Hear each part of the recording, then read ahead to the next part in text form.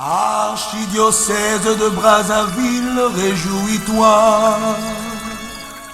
Lingomba ya bana yo mote sepela. Archidiocèse de Brazzaville, réjouis-toi.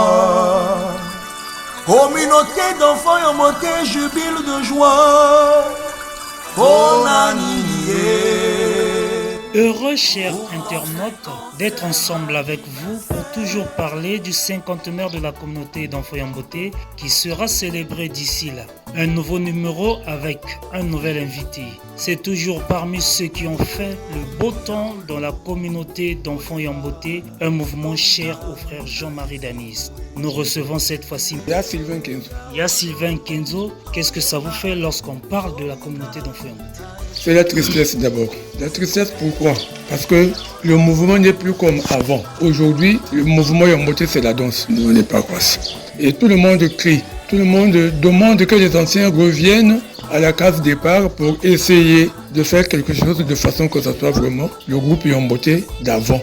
Mais il y a un mouvement, sinon une fondation des anciens Yamboté. Dans la logique des choses, vous devez faire partir et par là, vous avez la facilité de recadrer les jeunes. Vous savez, les jeunes aujourd'hui, quand les vieux parlent ou bien les plus grands parlent, ils pensent que c'est de la blague. Nous n'avons pas abandonné le mouvement Yamboté. Tellement que nous avons des bons souvenirs là-dessus, on n'a pas abandonné. On voulait encore continuer. Pas pour aller certainement comme ils le font aujourd'hui, mais c'est pour les aider à bien faire. Mais quand on veut les aider de bien faire, eux ils pensent qu'on va encore récupérer le mouvement Yamboté. Même si on récupérait le mouvement Yamboté, c'est justement dans le souci de faire mieux comme avant. Mais eux ils ne comprennent pas dans ce sens-là. Qu'est-ce que la communauté d'enfants Yamboté a apporté dans votre vie exactement? Beaucoup de choses. Je dis beaucoup de choses parce que on a des bons souvenirs pour le mouvement Yamboté. D'abord, à travers le mouvement Yamboté, nous sommes capables de parler là où il y a plusieurs personnes. Et nous avons eu des idées de créativité.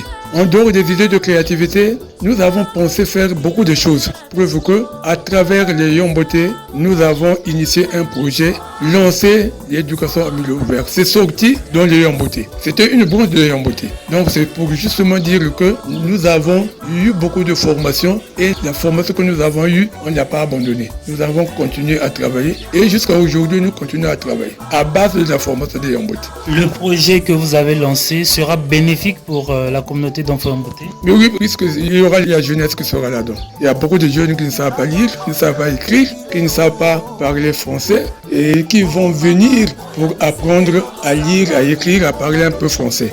Donc c'est profitable pour les adultes et pour la jeunesse. Et par où est-ce qu'on peut vous trouver? C'est au foyer d'Abamou. Donc nous allons lancer, Monseigneur l'archevêque Manamika Bafawaou nous a prêté le foyer Abraham. C'est pour ouvrir l'école qu'on a intitulée l'école spéciale Sœur Marguerite Tibergia. Revenons un peu à notre sujet. Voyons la réalité. Qu'est-ce que vous conseillerez aux actuels dirigeants Yamboté, que ce soit dans nos paroisses ou au niveau du diocèse? Qu'on se retrouve un jour pour réfléchir ensemble. Et à partir de ce que nous, anciens, nous avons appris. Parce que la formation que nous avons eue, la première catégorie, parce que nous sommes en catégorie. Et nous, il y a Sylvain, il y a Adem, il y a Raymond Gouaga, il y a Benoît, il y a Fermé Babatoussa. Tout ça, c'est la première classe. Et nous avons appris. Vraiment, nous avons appris. Donc, ce que nous avons appris, c'est ce que nous voulons aussi donner à la deuxième catégorie, à la troisième catégorie de Yaya Yamboté. Vous étiez Yamboté de quelle paroisse et pendant combien de temps? Je suis rentré dans le mouvement Yamboté en 1976 à la paroisse Saint-Pierre et nous avons fini en 95-96. Est-ce que vous regrettez de passer dans ce mouvement? Oui, nous regrettons amèrement parce que ce que nous avons vécu dans l'action Yamboté, chez les Yamboté, vraiment, j'ai été catéchiste, j'ai été légionnaire. Je n'ai jamais eu une formation comme j'ai eu chez les Yamboté. C'est une formation type. C'est pourquoi j'ai dit tantôt que là où les anciens Yamboté travaillent, dans leur milieu social, dans leur milieu de vie, ils brillent parce qu'ils ont suivi la formation des Yamboté. J'ai été à la messe de 11h à Saint-Pierre. Il y a 3 semaines de surpassé et la messe était dite par Yamoukuba Casimir, père de la paroisse Saint-Pierre. Et l'homélie qu'il avait faite, c'était super. À la fin de la messe, je dis à Ya Casimir, ok, l'homélie que vous avez dite là, vraiment ok. Et à Casimir Moukuba m'a dit quoi? c'est la formation des Yamboté. Donc c'est une richesse, la formation que nous avons subie. Si je brille à la paroisse en tant que père, c'est à base de la formation des Yamboté. Il n'y a pas seulement il y a Casimir, il y a eu les Azouba Keila, Monseigneur Milandou, Ange Mampouya et autres. Ils ont brillé dans les paroisses parce qu'ils ont eu la formation des Yamboté. Lorsque vous nous dites que vous êtes entré dans la communauté d'enfants Yamboté en 1976, ce qui veut dire que vous avez connu le frère Jean-Marie Danis. Qui il était pour vous? Ah, c'est dommage, c'est un regret. Jusqu'à aujourd'hui, on pleure toujours le frère Jean-Marie Danis. Pourquoi? Et c'est parce qu'il était un père pour nous. Il nous a aidés à rédiger les projets, il nous a aidés socialement, il nous a aidés financièrement, il nous a formés. C'est avec lui qu'on a fait le journal de Kizito. Et quand il est mort, le journal de Kizito est mort. Mais aujourd'hui, dans les communautés Yamboté, ils ne lisent pas les journaux de Kizito. Le journal de Kizito qui sortait tous les mois. Et c'était dispatché dans toutes les paroisses. Même ça partait au Cameroun, au Centrafrique, là où il y a les Yamboté. Donc c'est une grande richesse que nous a laissé le frère Jean-Marie. C'est un regret éternel pour nous. Maintenant, pourquoi pas vous battre pour perpétuer son œuvre? Pour perpétuer son œuvre, il faut qu'on soit en accord avec les Yaya actifs aujourd'hui. Si on peut se retrouver, réfléchir ensemble pour mettre en place les mécanismes nécessaires pour que ce soit un mouvement vrai Yamboté avec la formation de frère Jean-Marie Danis, donc il faut qu'on se retrouve ensemble. Mais vous pouvez commencer à être parrain et puis intégrer la faille. Bon, je suis à la Dari, et c'est le même, mais seulement la Dari c'est la première classe. Ceux qui ont suivi la formation réelle avec le frère Jean-Marie Danis.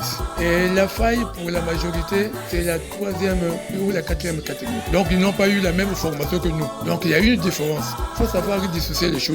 Celui qui a d'abord appris à la source et celui qui a appris à ceux qui ont appris à la source, c'est pas la même chose. Mais est-ce que la Darila est connue au niveau du bureau national ou du bureau du CC? Si, puisque nous avons eu déjà des rencontres. Avant la maladie de Yagobert Batota, on a fait une petite réunion, certainement qui devrait aboutir à des résultats satisfaisants. Mais malheureusement, Yagobert est tombé malade, parce qu'à l'époque, c'est lui qui était le président de Yamboté. Mais actuellement, le bureau national ne reconnaît que la faille. Malheureusement, mais s'il ne reconnaît que la faille, il ne reconnaît pas la Dari, c'est par fantaisie. C'est par fantaisie. Il devrait d'abord connaître la Dari avant la faille. C'est pas par jalousie que je le dis, mais c'est la Dari qui est la première catégorie des anciens Yamboté. Donc la faille est venue après. Donc si aujourd'hui le bureau diocésain de Yamboté ne reconnaît pas la faille, je répète pour la deuxième fois. Donc c'est par fantaisie. À la Dari, où est-ce que vous faites vos réunions et comment faire vos réunions? La Dari se réunit chez Yagobert à Combé.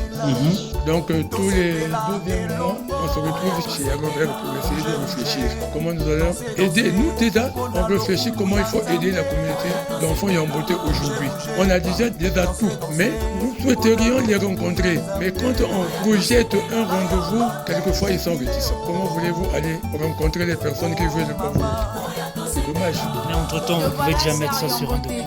Bon, mais on verra. C'est une possibilité aussi. Mais si on ne peut pas se retrouver, je ne sais pas. Si on fait un document et on va les envoyer le document, moi je pense qu'on devrait se retrouver et sortir un document ensemble, ça serait plus viable. Au lieu que les uns font le travail et les autres en profitent, ça serait pas bien. C'est pas un péché qu'on se retrouve. C'est facile. Hormis la communauté d'enfants Yamboté, est-ce que vous avez eu une autre relation avec le frère Jean-Marie Danis? Oui, nous avons créé le mouvement, comme nous avons dit. Éducation en milieu ouvert, c'était pour encadrer les jeunes en difficulté, les jeunes adolescents, les enfants. Même quand nous avons travaillé au foyer des mineurs, en tant qu'une partie des Yamboté, éducation en milieu ouvert, au foyer des mineurs, on était plus brillants que les fonctionnaires de l'État même qui étaient là. Parce que les enfants qui étaient logés au foyer des mineurs pour 6 mois, 7 mois, 8 mois, à la sortie au foyer des mineurs, le foyer des mineurs nous confiait ces enfants-là. Nous étions déjà reconnus par le ministère, par le juge des enfants. Voyez-vous? Donc si on faisait bien, c'est parce qu'on voulait faire bien. C'est par la formation des Yamboté qu'on faisait bien et on voulait faire bien aussi. Donc en dehors de l'éducation en milieu ouvert, avec l'association et la maison de l'espoir, nous avons réfléchi qu'allons-nous faire pour essayer de continuer l'œuvre du frère Jean-Marie Danis. Nous avons pensé faire une école spéciale. C'était une idée dans la tête. Dans 3 mois, dans 4 mois, ça serait une réalité. Avec Monseigneur l'archevêque, on a travaillé. Avec le judiciaire, le père Armel, on a travaillé là-dessus et on nous a légué un aumônier, l'abbé Bassoamina, un charismatique aussi, qui sera aumônier de notre école. C'est pour dire qu'on fait du sérieux. Si aujourd'hui, Monseigneur l'archevêque nous a confié un aumônier, un espace comme le foyer Abraham, donc tellement qu'il a trouvé que c'est du sérieux. Et c'est des gens sérieux qui vont travailler là-dessus.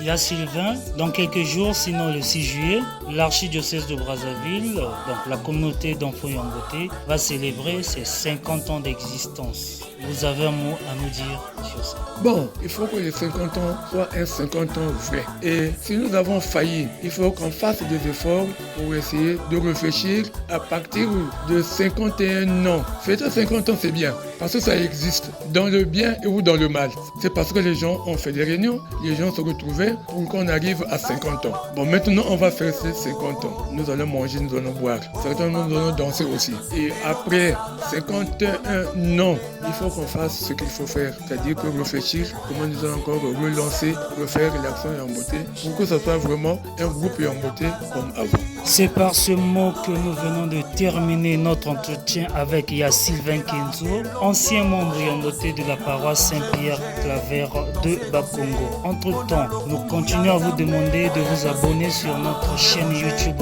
BT Yamboté de Brazzaville. Merci et à la prochaine.